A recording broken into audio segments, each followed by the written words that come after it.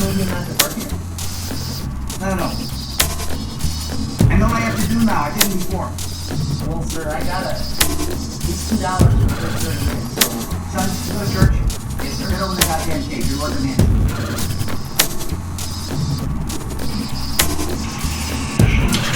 When I am in a terrible, deep depression, one of the things that I do is put on a suit.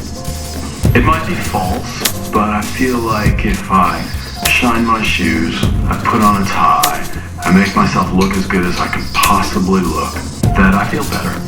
That somehow it's armor. It's a ritual that I go through. So I grafted an enormous part of my own personality and my own things that have happened in my life, the suicide in the books, the suicide from my family, the relationship between Jim and George is direct conversations out of my own relationship with Richard. The two dogs in the film are my two dogs.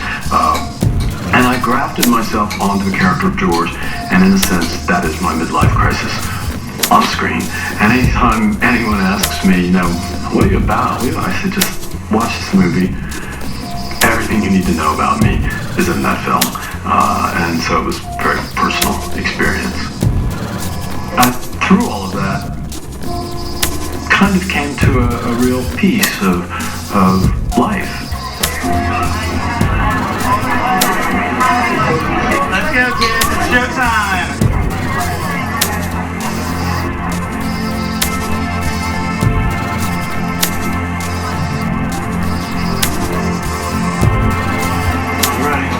Okay, we're ready to go. I'm going to drive. Michael, go, kid. I wrote the line in my film at the end. A few times in my life, I've had moments of clarity where the silence drowns out the noise and I can feel rather than think.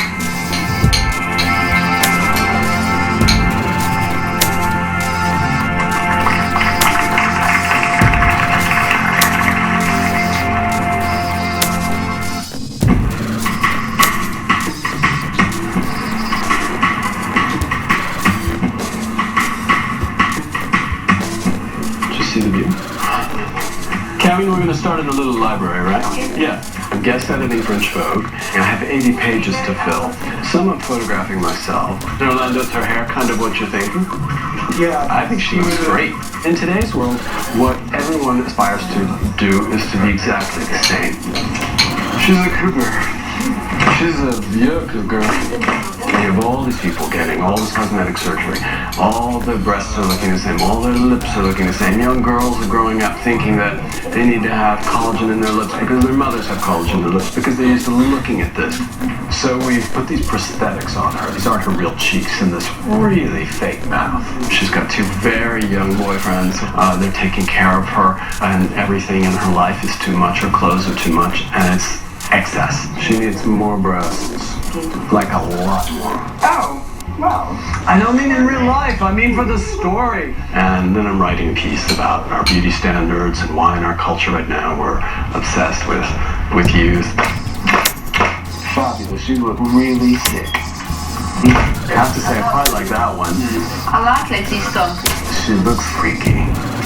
Don't say that. In a good way, but really freaky.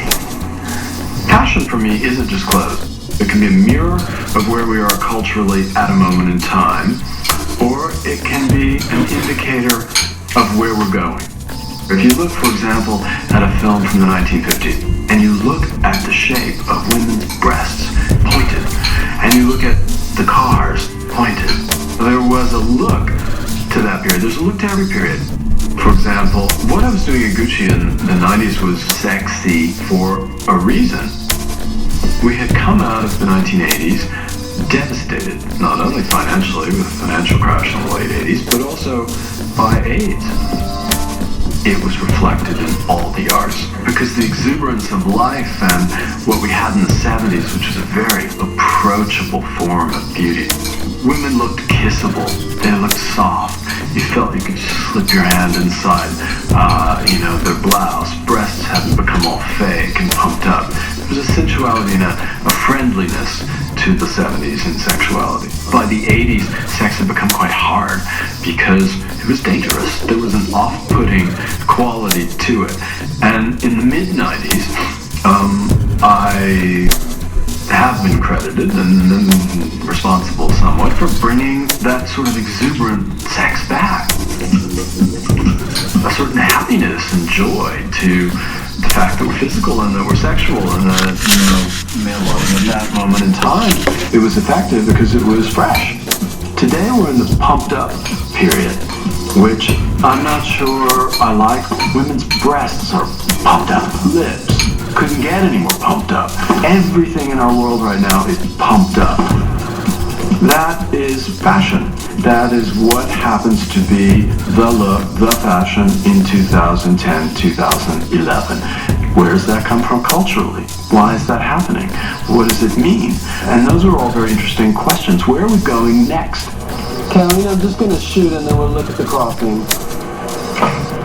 That was very good the way you did it. It was very elegant.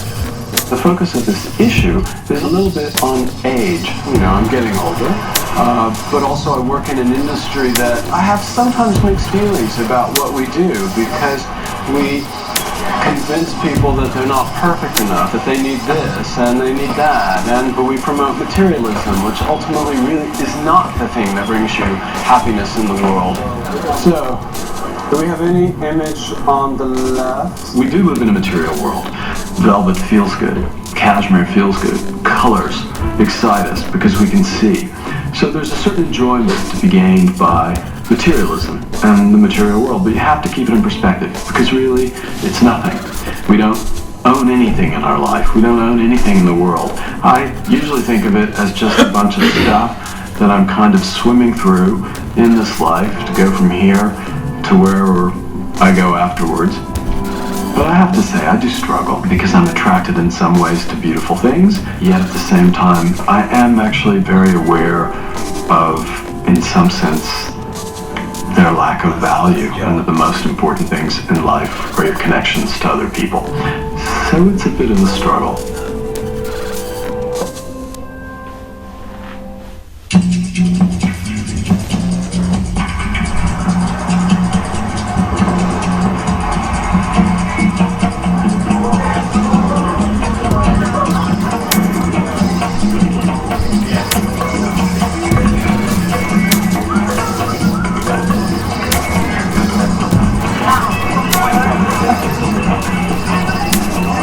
Fashion is a business.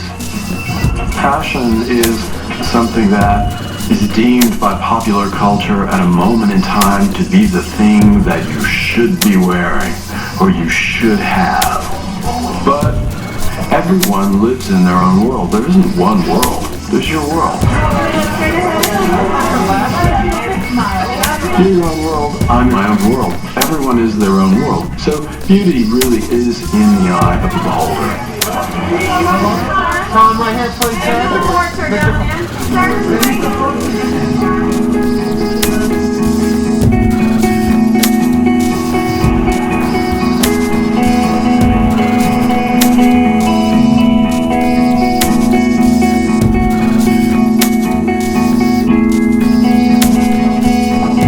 Style, for me, is something completely different.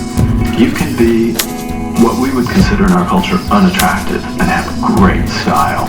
You can have no money and have great style. You can have a lot of money and have great style.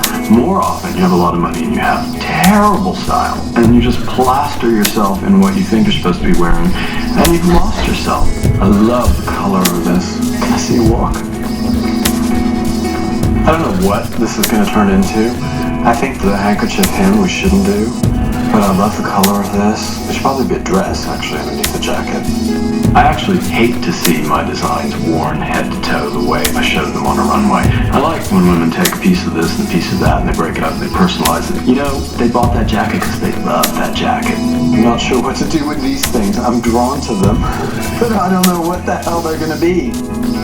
Style, for me, is someone who figures out who they are, what works on them, what they feel good in, and develops their character. And the outer expression of their character is what is style. But I think this jacket is great. And I think the jacket and the color combination is really good. For me, I wear my shirt open because ties give me a headache. I've turned it into my style. Although I wear ties sometimes too, but I can only wear them for a few hours. And then I start to get a migraine. I believe in enhanced reality with fashion. Fashion creates a bit of a dream. That's the whole point, I think, of dressing up, is you feel better about yourself. It's an enhanced version of who you are. And when you buy something, you